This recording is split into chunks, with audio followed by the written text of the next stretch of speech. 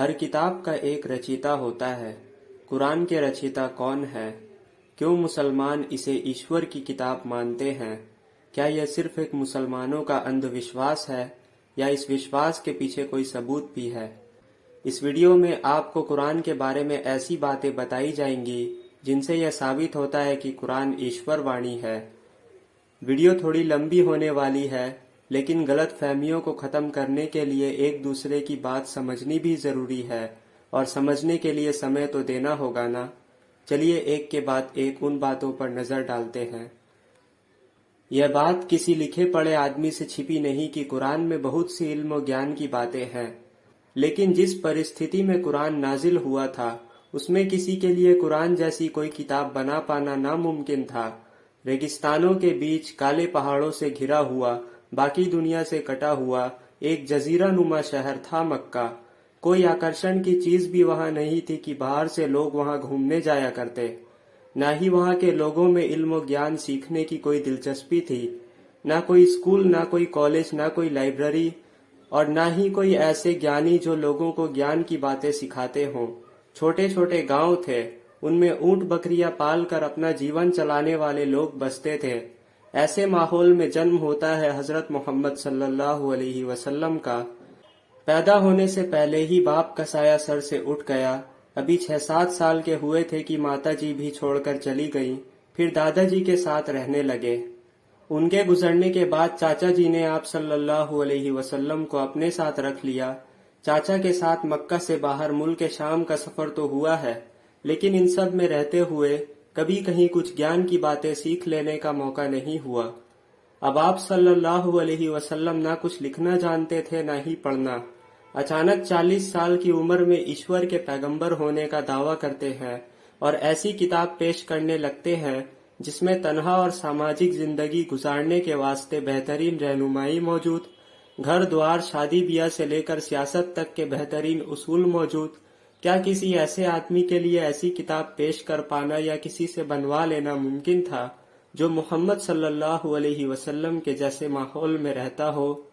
اس سمے تو ہر طرف اندھکار تھا، خاص کر عرب کا حال آپ اتہاس اٹھا کر دیکھیے کیا کچھ ہوتا تھا۔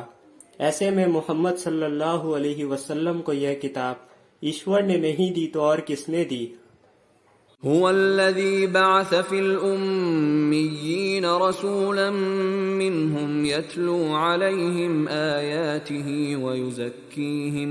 ويزكيهم ويعلمهم الكتاب والحكمة وإن كانوا من قبل لفي ضلال مبين۔ عرب کے لوگ اس سمے علم و گیان کے معاملے میں بالکل جاہل تھے، کیونکہ باقی دنیا سے کٹے ہوئے تھے، لیکن ان کی ایک پراکرتک کلا تھی۔ وہ اپنی بھاشا عربی میں بہت ماہر تھے۔ ان کی بات چیت اور ان کے بولنے کا اسٹائل بہت ہی نرالا تھا۔ ان کے نیچ سے نیچ لوگ بھی ایسی شعر و شاعری کرتے تھے کہ دنیا حیران رہ جائے۔ اب ایسے لوگوں کو قرآن چیلنج کرتا ہے کہ اگر تم لوگوں کو لگتا ہے کہ یہ کتاب محمد صلی اللہ علیہ وسلم نے اپنی طرف سے گڑھ لی ہے تو تم بھی اس جیسی کوئی کتاب بنا لاؤ، اور اس کام کے لیے پوری دنیا میں جس سے چاہو مدد لے لو۔ اب اگر محمد صلی اللہ علیہ وسلم نے یہ کتاب اپنے طرف سے پیش کی ہوتی یا کسی سے بنوا کر پیش کر رہے ہوتے تو یہ چیلنج کبھی نہیں کیا گیا ہوتا قرآن میں۔ عرب کے بے انصاف لوگ تو یہ چاہتے تھے کہ کسی بھی طرح محمد صلی اللہ علیہ وسلم کو دھرم کے پرچار سے روکا جائے، کبھی کشٹ پہنچاتے، کبھی لالچ دیتے، اور انت میں تو جنگ اور لڑائیاں لڑنے پر اتر آئے۔ ان کے پاس تو موقع تھا کہ قرآن کے چیلنج کو ایکسپٹ کرتے اور قرآن جیسا بلکہ قرآن سے بھی اچھا کلام بنا کر پیش کر دیتے، اور یہ ثابت ہو جاتا کہ قرآن ایشور کی کتاب نہیں ہے۔ لیکن وہ ایسا نہ کر سکے۔ جنگ اور لڑائیاں لڑنا ان کے لیے آسان ہو گیا تھا، لیکن قرآن جیسا کچھ پیش کر پانا ناممکن، کیونکہ ان کے دل جانتے تھے کہ یہ قرآن محمد صلی اللہ علیہ وسلم اپنی طرف سے نہیں بلکہ ایشور کی طرف سے پیش کرتے ہیں۔ لیکن اپنے باپ داداؤں کے دھرم کو اور اپنی پرمپراؤں کو نہ چھوڑنے کے ضد میں آ کر انہوں نے قرآن کا انکار کیا۔ ام یقولون افتراہ قل فأتوا بعشر سور مثله مفتريات وادعوا من استطعتم من دون الله إن كنتم صادقين۔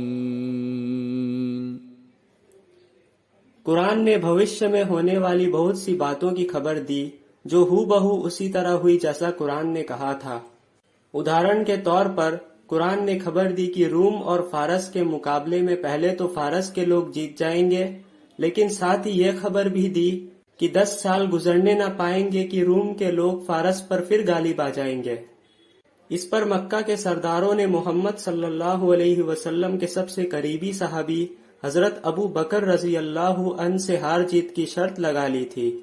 اگر محمد صلی اللہ علیہ وسلم نے قرآن اپنے طرف سے پیش کیا ہوتا تو اس پرکار سے ایسی بھوشیہ وانی کر کے رسک لینے کی کیا ضرورت تھی؟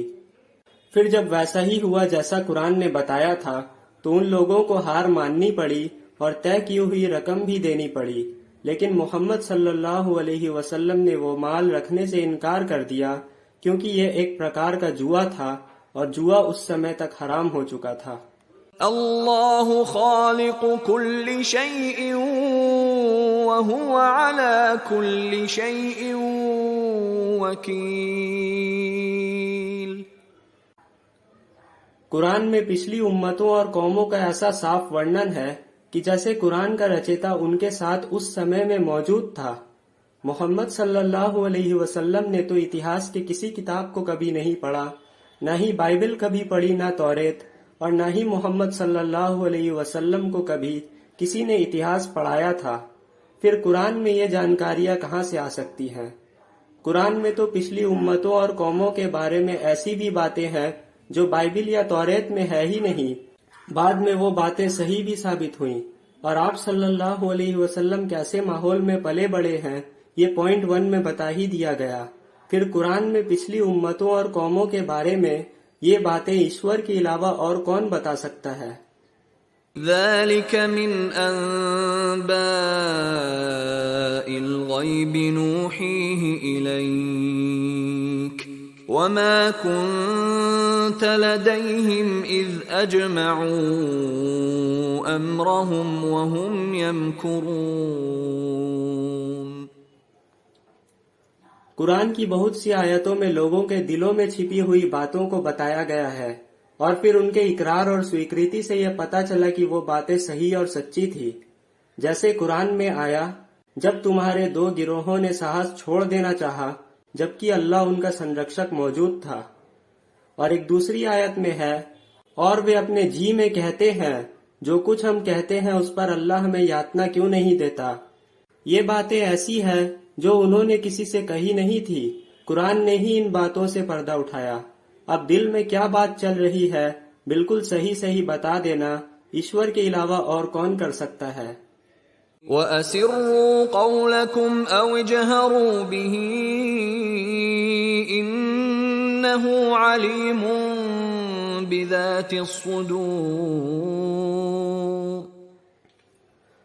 قرآن کی کچھ آیتیں ایسی ہیں جن میں کسی ویکتی یا کسی گروہ کے بارے میں یہ کہا گیا کہ وہ فلاں کام نہیں کر سکیں گے، پھر ظاہری طاقت کے باوجود وہ کام نہ کر سکے۔ جیسے یہودیوں کے بارے میں کہا گیا کہ اگر وہ خود کو اللہ کے دوست اور ولی سمجھتے ہیں تو انہیں اللہ کے پاس جانے سے محبت ہونی چاہیے، وہ ذرا موت کی تمنا کر کے دکھائیں۔ اب یہاں کوئی کہہ سکتا ہے کہ موت کی تمنا تو کوئی بھی نہیں کرے گا تو یہودی کیوں کرتے؟ سمجھنے والی بات یہ ہے کہ قرآن میں آگے کہا گیا کہ وہ کبھی بھی موت کی تمنا نہیں کریں گے۔ یہاں تو یہودیوں کے پاس موقع تھا کہ موت کی تمنا کر دیتے اور یہ ثابت ہو جاتا کہ قرآن غلط ہے، لیکن پھر بھی وہ ایسا نہیں کر سکے، ورنہ صرف موت کی تمنا کرنے سے کوئی مر تھوڑی جاتا ہے۔ وَلَن يَتَمَنَّوْهُ أَبَدًا بِمَا قَدَّمَتْ أَيْدِيهِمْ وَاللَّهُ عَلِيمٌ بِالظَّالِمِينَ۔ قرآن سننے سے ایک خاص کیفیت طاری ہو جاتی ہے اور ایک الگ سی کنڈیشن بن جاتی ہے، چاہے سننے والا مسلم ہو یا غیر مسلم۔ اسلام قبول کرنے سے پہلے جب جبیر رضی اللہ عنہ نے نبی صلی اللہ علیہ وسلم کو مغرب کی نماز میں قرآن کی سورہ طور پڑھتے ہوئے سنا، اور جب نبی صلی اللہ علیہ وسلم سورہ کی آخری آیات پر پہنچے تو جبیر کہتے ہیں کہ میرا دل گویا اڑنے لگا تھا، اور یہ پہلا دن تھا جب اسلام نے میرے دل میں اثر کیا۔ یوٹیوب پر بہت سی ویڈیوز مل جائیں گی قرآن تلاوت کی، یعنی قرآن ریسیٹیشن کی۔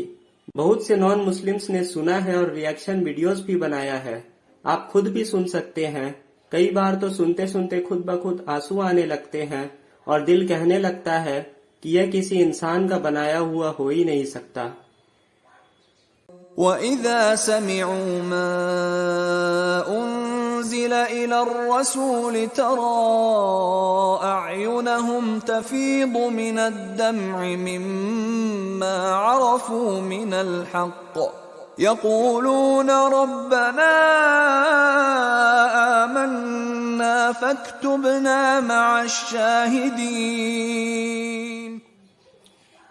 قرآن کو پڑھنے والے اسے بار بار پڑھنے کے بعد بھی اکتاتے نہیں ہیں، بلکہ جتنا زیادہ پڑھا جاتا ہے اس کا شوق اور بڑھتا جاتا ہے۔ دنیا کی بہترین سے بہترین کتاب بھی ہوتی ہے تو اس کو کچھ بار پڑھنے کے بعد من اکتا جاتا ہے، لیکن قرآن پڑھنے والوں کے ساتھ ایسا نہیں ہوتا۔ ان هذه تذکرہ فمن شاء اتخذ الى ربه سبیلا۔ قرآن کی حفاظت اور اس کی سرکشا کرنے کی ذمہ داری خود اللہ نے لی ہے، اور آج 1450 سال کے بعد بھی یہ کتاب صرف کاغذوں پر ہی نہیں بلکہ لوگوں کے سینوں میں بھی محفوظ ہے۔ آپ خود سوچئے، اگر آپ کوئی بھی ایک پیراگراف 10 لوگوں کو خوب اچھی طرح ورڈ ٹو ورڈ یاد کرا دیں، پھر سب کو ایک جگہ بٹھا کر ان میں سے کسی ایک کو پڑھنے کو کہیں تو اس کی ایک ورڈ کی غلطی بھی پکڑی جائے گی۔ اب اگر یہ تعداد 10 سے بڑھا کر 100 کر دی جائے تو ایکیوریسی اور بڑھ جائے گی، کیونکہ اتنے سارے لوگوں کو وہ پیراگراف ورڈ ٹو ورڈ یاد ہے۔ پڑھنے والے کی چھوٹی سے چھوٹی غلطی بھی اتنے سارے لوگوں کے بیچ پکڑی جائے گی۔ ٹھیک ایسا ہی معاملہ قرآن کے ساتھ ہے۔ جو قرآن عربی میں اس سمے جیسا تھا آج ورڈ ٹو ورڈ اسی طرح موجود ہے، کیونکہ اتنے سارے لوگوں نے قرآن کو ورڈ ٹو ورڈ یاد کیا ہے اور آج بھی یاد کیا جا رہا ہے۔ آپ خود سوچئے، اگر قرآن کا رچیتا ایشور کے علاوہ کوئی اور ہوتا تو وہ یہ بات قرآن میں کبھی بھی نہیں کہتا کہ میں اس کی سرکشا کروں گا۔ ایشور نے جب قرآن کی سرکشا کی ذمہ داری لے لی تو اب چھوٹے چھوٹے بچوں کے سینوں میں بھی اپنے قرآن کو محفوظ کر دیا کہ 7-8 سال کے چھوٹے چھوٹے بچوں نے بھی قرآن کو پورا یاد کیا ہوا ہے، اور ایسا یاد کیا ہوا ہے کہ اگر آپ ان کی یادداشت دیکھ لیں تو حیران رہ جائے۔ اب قرآن سے 1-2 لائن مس ہو جائے یہ تو دور کی بات ہے، ایک اکشر بھی کوئی ادھر ادھر کرے گا تو فوراً پکڑا جائے گا، کیونکہ اتنے سارے لوگوں نے قرآن کو پورا یاد کیا ہوا ہے۔ اِنَّا نَحْنُ نَزَّلْنَا الذِّكْرَ وَإِنَّا لَهُ لَحَافِظُونَ۔